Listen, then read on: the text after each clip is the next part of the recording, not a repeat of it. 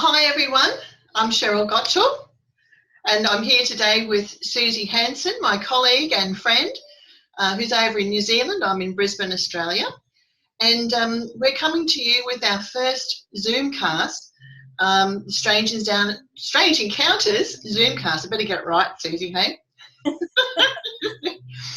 So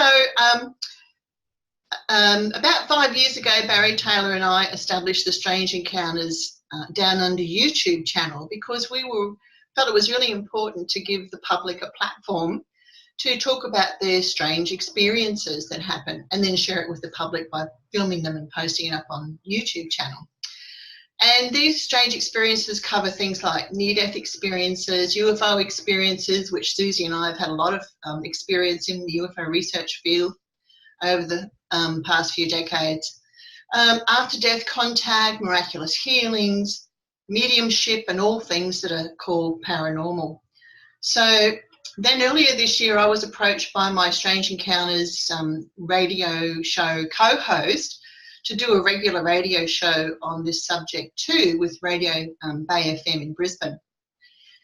But these Zoomcasts with Suzy and myself, they've been about 18 months in the making because Suzy's been flitting around the planet, speaking at international UFO conferences and busy with many other things. So it's taken us this time to be able to actually get together and to do our first show. So I'm really happy to be here and to be doing this with you, Suzy. Thank you, Sheryl, and likewise. And I'm really excited to see where it goes because we don't really know where this is going to go. We've got a loose idea, but over time it's going to develop. So we're doing a series of Zoomcasts on the theme which underlies Strange Encounters Down Under, which has always been that the reality that we're living with is only an abstract of the true reality that exists. And although people have always had strange encounters, science has been increasingly slow to take that on board. So Suzy and I want to jump in and explore that together. Yes, well, that sounds great. Great introduction. Thank you, Sheryl. And we both have a lot of years under our belts in the subject, and I think we're quite unique worldwide, I think, in the fact that both of us have got a foot firmly in the contact field, but also in the sighting investigation and UFO sighting research field. And I do think that feel quite fortunate about that in a lot of ways, because I think we can both look at things from this joint perspective, and I think that gives us a little bit of an understanding of not only how people react to a contact experience, but also how people react to a sighting experience. Because despite all that we hear out there at the moment about sightings being done and dusted and they're in the past and they're boring, that's actually not the case, and we know that, and we know that it's very important to look at the reactions that people have to these sightings and how this affects their worldview, and therefore how it affects the way they operate in life, who they have contact with, and what they do with their life is equally as important as the contact field. How they integrate those experiences into their day-to-day reality.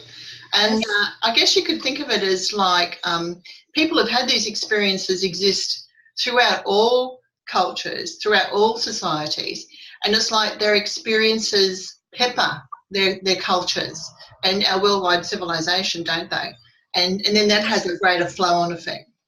Yes, I think so. And we're actually doing a bit of a longitudinal study starting next year, going back to a lot of our sighting witnesses, who some of whom also saw entities and the actual craft, not just the proverbial light in the sky. And we're going to be giving them a survey to complete that tracks how this changed their life, if at all. We're doing this longitudinal study which will look at the societal effects and the family effects and the personal effects of those sighting experiences.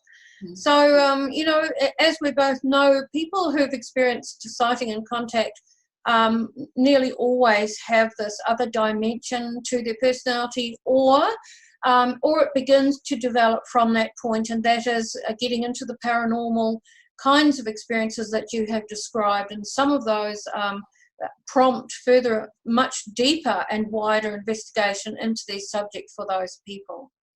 And this is something I've found too, Suzy, is that, and I know you do too, and a few other people, a few other UFO researchers, is that early on we became aware that the paranormal interplays and weaves through the lives of people who report close encounters. But for a long time, UFO researchers didn't want to acknowledge that because they had this thing where they wanted the subject to be taken seriously by scientists. And after all this time, hopefully, I don't know why they continue to do it, because obviously scientists, or very few scientists will actually do that. So so what you're talking about, I think, is about these paranormal experiences related to people who have close encounters, is what I've come to call or coin the close encounter package. Is that I used to see it that people would have a close encounter or many UFO sightings, and they would have these other things on the side, but actually the UFO part of it is just one part or one aspect of the facet of this experience, and they have all these other things, and they can develop spontaneous mediumship abilities and do all sorts of things like that, communicate with animals, see dead people, basically, you know. So that's always been there, but the field has sort of separated that part for a long time to its own disadvantage. Yes, I totally agree. Having experienced many of those things myself, and right from childhood had that conditioning put on me, as you mentioned, that it was explained as something else. But funnily enough, the ET contact side of my childhood was explained as seeing spirit people. So there you are. You know, it went from one paranormal to another paranormal. But yes, I think that there's a lot to be learned from the effect that this in the long term has on society. And I think that that's one of the reasons why ET has been studying us and working with experiencers, abductees, contactees for so long, because they're observing this change in society, and how perhaps open contact in the future might affect us as a total civilization. So it's there's that old saying, softly, softly, catchy monkey, where you move very, very slowly in small increments until suddenly you reach that 100th monkey state, where suddenly something that was previously not accepted or termed paranormal becomes more normal, and people are accepting of it. Do you think that stage will ever come, Suzy, though? Do you think that could be a reality? Or, I mean, if we look at our history, how things have been in the past, in the Middle Ages and before that, you know, people were thought of to be witches, and who knows, they could have been contactees or abductees or whatever you want to call people, you know. So do you think that's a reality? Do you think that might happen? I do think so, because we're talking about one of my pet subjects here, which is crosses over with my understanding and experience of alien technology. And as we raise our consciousness, we are going to be able to utilize more of the kind of technology that they have, which I personally believe they've been leaking into our civilization for some time now. But you mentioned before that science has been very slow to cotton on to what we and many other people in paranormal fields have been talking about for a long time. But now, having studied and researched quite a bit of this to do with my speeches on alien technology, I have realized just how much quiet scientific research has been going on, and haven't gone public about it. But we now see the broader acceptance of telepathy and the transference of a thought, the transference of an energy that is being studied in laboratories worldwide. And so now we have science coming out and using some terminology to describe some of this, which is sufficiently different from the terminology we've been using to make it look like something new that they have discovered.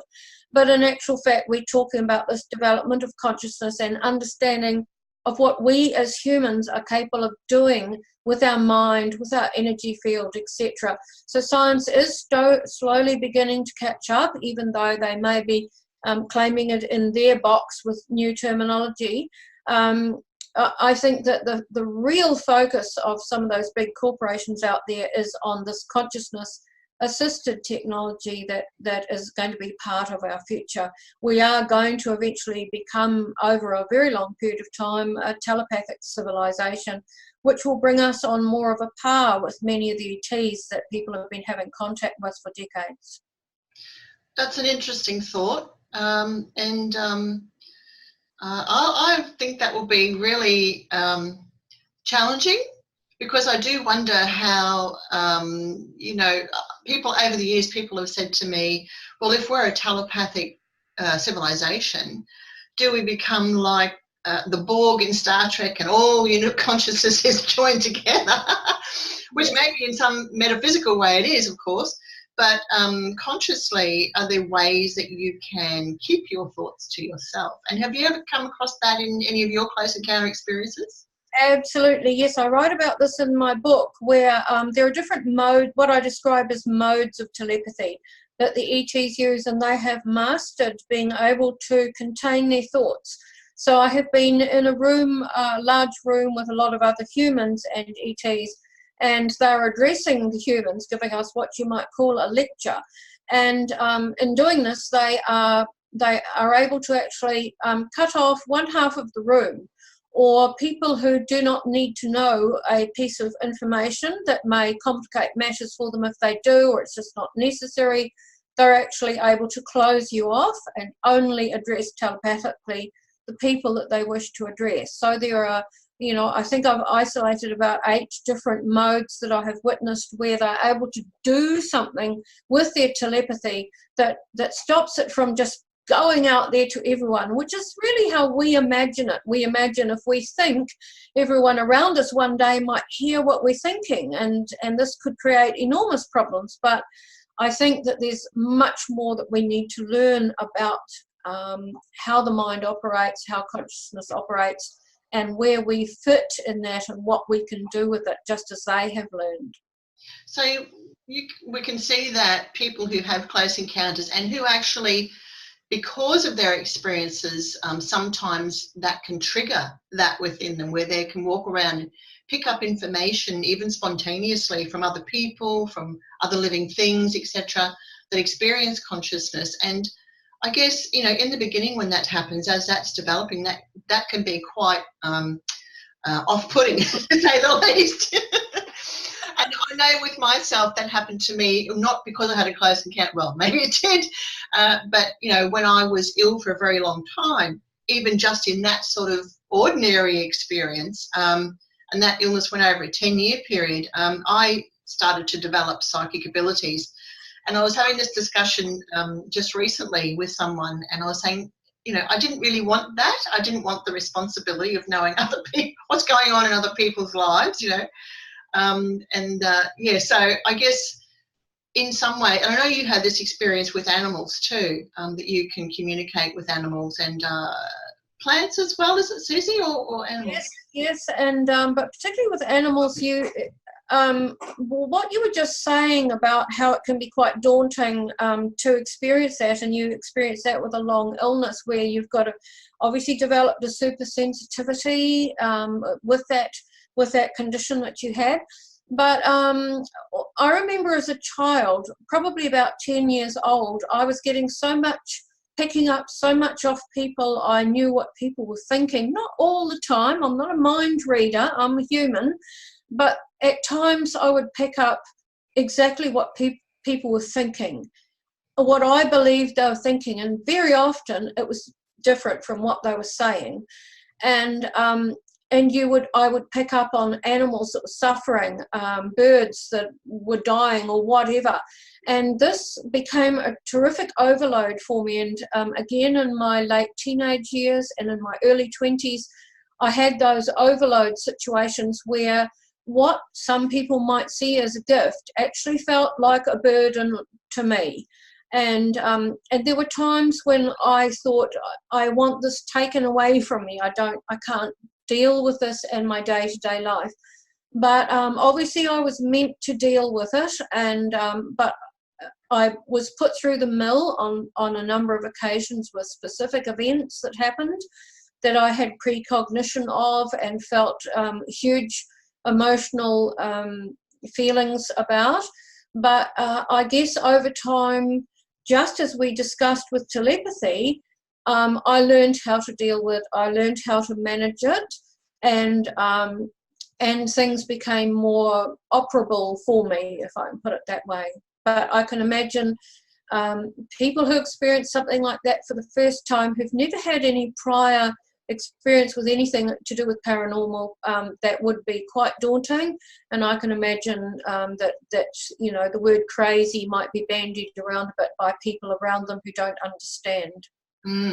A couple of years, you just reminded me, a couple of years ago, Barry Taylor and I investigated a case on the north side of Brisbane where a woman who had reported UFO sightings and UFO lights, actually, that came down in an undeveloped suburban block. And Barry was in there traipsing around looking for that, thinking, well, maybe it's a hoax device or some sort of thing that had come down. We couldn't find any evidence for that. And as he was doing that, I was talking to her, and she was telling me that, you know, she had also seen her father, her deceased father, in the living room one day. She actually walked into the room and saw him sitting on a chair.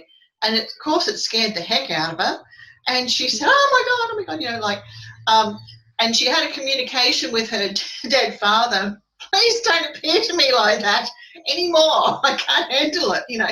This is someone that you know, that you'll have a close relationship for a long time.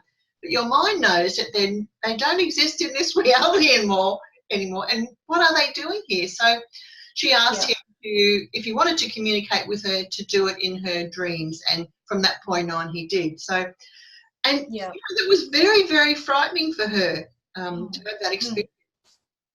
And the funny thing is, Sheryl, is that and this kind of idea of how a person may appear to you after they've died, an aspect of that runs through a lot of cultures. I know it does. It runs through Maori culture here in New Zealand, and probably many others in the world. And some people here will do a cleansing of the house afterwards to remove the person's spirit and move them away from the family members, which is, in some respects, as someone who's been a medium all their life, although I do hesitate to use that word, it carries connotations. It was a natural thing for me right throughout life. I don't go and do stage mediumship or anything like that. But the idea that in some cultures that when you pass over, you somehow become different, and people are to be a little scared or a little wary of your spirit if it appears, you know, when in fact you've just gone through what we call the veil to another state of reality. So I can understand that they might want to say to the soul or the spirit of the person, it's your time now to move on and do something in the reality you are now in. You don't have to stay and look after us, but to actually sort of drive that spirit away and be a little afraid of it is another thing altogether. So, you know, there are so many different perceptions and perspectives on subjects like this, depending on what country you live in, what culture you belong to, and what your family's experience of these things is, which can sometimes mould your attitudes as well. Yeah, and just on that point, you've travelled quite a bit in recent years speaking at international UFO conferences. And I'm just wondering if you've spoken to many of the Indigenous peoples in those countries who might attend some of those conferences, and do they have particular perspectives that shine a light on UFO subject in a different way? Yes, most of the countries that I have been to so far have been Western countries, Scandinavia, UK, the United States, Australia, Canada, but I did speak to people in Finland about their sighting history, or their contact history. And it's very interesting that it is still centered largely around the what we understand as the late 50s, 60s, early 70s contactee kind of contacts, not greys, not reptilians, etc., but the human-looking, humanoid, tall, human-like entity beings, people almost, I guess, that are very kind, loving, and concerned for our environment. And I thought that was very interesting as to whether there is a reason for that kind of contact still continuing in Finland, or whether it is also associated with a cultural perspective on sightings and contact. That one really stood out for me as being different from people I'd spoken to in other countries. It reminds me of the Amicizia case where in Italy, where there's been similar sorts of things with tall people, very tall people, some of them, but over 200 Italian people had been communicating and interacting and having friendships with these extraterrestrials, or people who claimed they were, from other places. And it just makes me wonder. I wonder why they picked Italy. Yes, exactly, and the same question arises with Finland, because I actually attended a very, very large spiritual fair where I spoke. It was absolutely fantastic, and the people were wonderful and very interesting, and they were telling me about very recent sightings of actual landings and meetings between groups of people, similar to the Italian case that you're talking about, with communications taking place, etc. So, that's just a very fascinating country, and very fascinating. Their perspective is quite different to other places, but as you said, very similar to Italy. But when I spoke in Norway, I was very interested to speak to a young woman in her 30s who has had phenomenally similar experiences to me. And so, I'm at the other end of the planet to Norway, and yet the similarities and the kinds of things that she could describe, right down to textiles that we observed entities wearing on the craft, were so similar. So Norway and Finland are not very far away from each other. So we have these differences and anomalies that make the whole contact subject so utterly fascinating, where it crosses over countries' borders and countries' cultures and ethnic groups. And of course, being in an English-speaking country, I'm not hearing anything that goes on in, say, I don't know, much of what's going on over in other countries where English is not the common language. So we're still only getting part of the story, aren't we? Yes, that's right. And in the English-speaking countries, we already see vast differences going on there. So, the old story of none of us are experts and probably never will be in this subject. There is just so much to learn, and I think we've barely scratched the surface. So, what's going on in New Zealand at the moment? What, over the last, say, 5 years, because, I know sometimes nothing goes on. So are you finding sightings and close encounter reports quite common, or is it dried off a bit like a lot of other places report? What's going on? Yes, well, interesting. In relation to that question, there's not a lot happening here at the moment. We're in what I call the lull at the bottom of the curve on a graph. And interestingly, when I spoke at the UFO Congress in Phoenix in the States last year, I spoke to Sheryl Gottschall, who is an American speaker and researcher who collects statistics from MUFON groups and other research groups in the States, and looks at graphs all these statistics and over the years, many years including decades, and she looks at the frequency of sightings, and she has identified what you and I as sighting investigators have probably identified a long time ago as well, and that is that we have this curve where we it starts to speed up. There's a peak, there's lots of sightings, that it eases off, and then we go into a lull and there's nothing that might happen for quite a few years. She felt that in the States, anyway, that's not necessarily in our countries, but in the States, there was a 7-year period between these highs. So in between time, it just descends into a lull and comes back up again. And I thought that was quite interesting, that her statistical research backs up what we had noticed here. And we seem to certainly be in a lull now.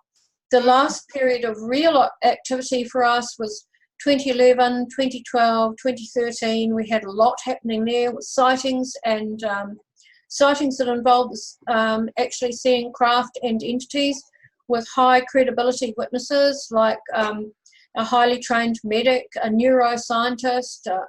So, you know, we're talking about very, very credible testimonies and descriptions there. And we're in that lull period now. Well, that actually, those time frames actually match what our organisation, UFO Research Queensland, what was happening with us, and particularly in one area in Queensland, which was the Gold Coast area. And I was asked, you know, for about 5 years, we had a huge amount of reports that were coming from there. At least half of the reports that we were receiving annually were coming from the Gold Coast area. And journalists in interviews would often ask me, why do you think that is? And I would say things like, well, maybe it's to do with the location, the lay of the land, people looking out over the ocean, they're looking more, they're in high-rise apartments, there's holiday makers, all sorts of reasons. And I guess, having said that, we don't really know why there are hot spots. We can guess, but, you know, we can't confirm why. Do you have hot spots in New Zealand?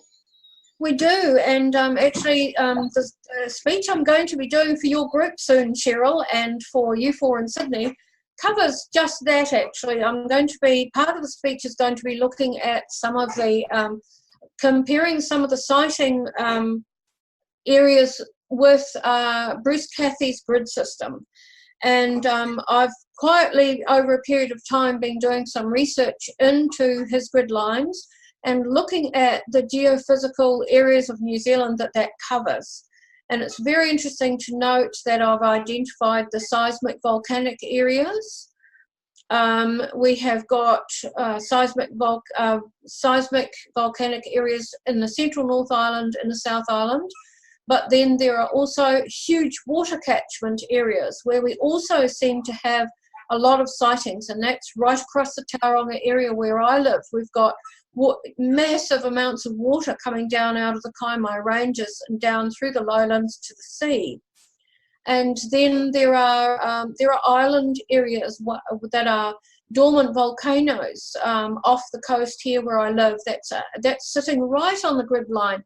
And for decades, we have had numerous sightings out over the sea in those areas, which some of the earlier veteran UFO researchers in New Zealand documented. And UFOCUS NZ, we have continued to document that. Then we've got areas further south where you've got oil and gas rising up out of the ground, and you've got oily patches in swamps, etc., and gas that comes out and creates lights and all kinds of things. So we've had areas like that. We've had the Gisborne Flat, the UFO flat that went on for years back in the late 70s, early 80s.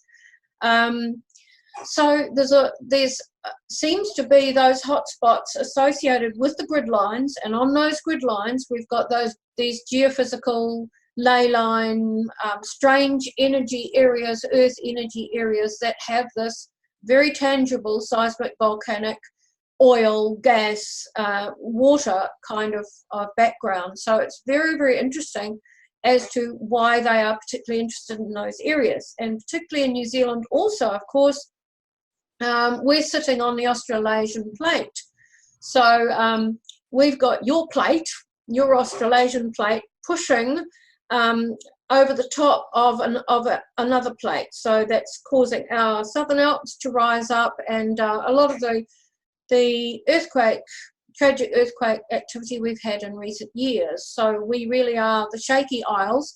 And perhaps because we're far distant at the bottom end of the planet, It makes an ideal place for ET to visit and study, and it's not far to Antarctica, where some researchers tell us there's all sorts of other things going on, although I haven't seen any direct evidence of that myself. But there are these fascinating aspects that might relate to why there are hotspots of UFO sightings. Yeah, well, that's great. I'm really looking forward to your visit. You're going to be speaking on the, let me think. 27th. What date? 27th. Oh, thank you, Suzy. I should know it's our meeting. I know it's the last Friday. I just didn't know the date. But you'll be speaking in Brisbane at the Kenmore Library on the 27th of September. So we're looking forward to that, and we'll get a few live interviews with you while you're here too, that we'll put on our Facebook page as well. So we've nearly run out of time because we're trying to keep the Zoom cast for 30 minutes because, well, because we want to. Because people are so busy these days. Oh, we've run out of conversation. Oh, I could talk about this for days and days, as we both could, and we will when I see you. So this is going to go up on our Facebook page, and people can also go over to the Strange Encounters Downunder YouTube channel and catch them there as well. And Suzy and I are going to be back in the future. We don't know how regularly we'll be doing this. We're aiming at once a fortnight, but it will depend on available guests as well, because we do plan to have guests on the Zoomcast with us.